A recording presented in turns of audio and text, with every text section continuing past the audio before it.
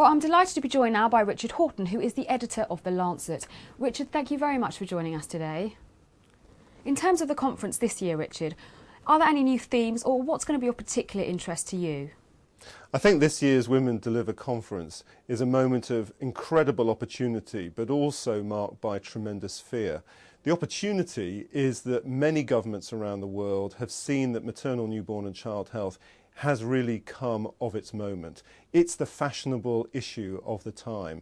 10 years ago it was HIV, AIDS, malaria, TB, but I think people now realise that we've underrepresented maternal, newborn and child health. More money is going into it, it's getting more political commitment.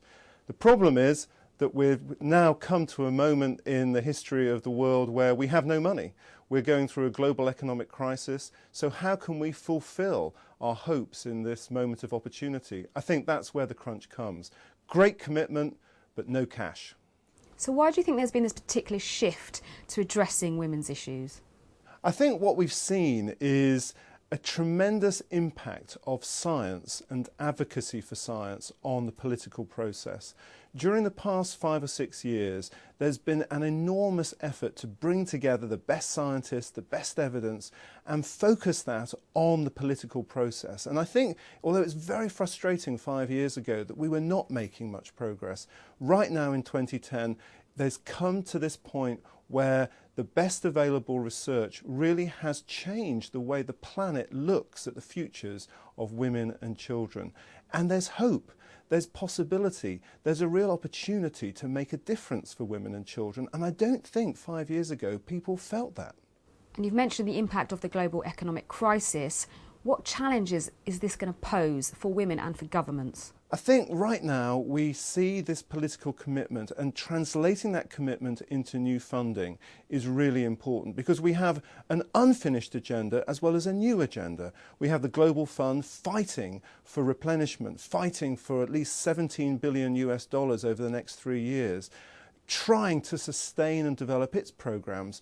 Right now also, though, we have programs that the Obama administration and others are trying to bring together to again pour billions, tens of billions of American dollars into maternal, newborn and child health.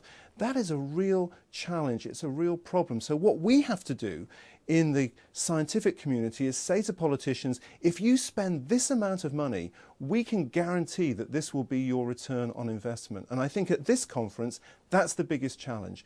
Telling policymakers, if you invest this, we can be sure that you will get these health outcomes. And finally, what outcomes would you like to see from this year's Women Deliver conference?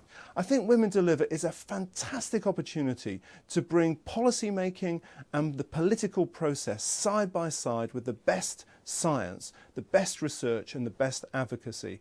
We're really bad in the scientific community about telling the world about what we do.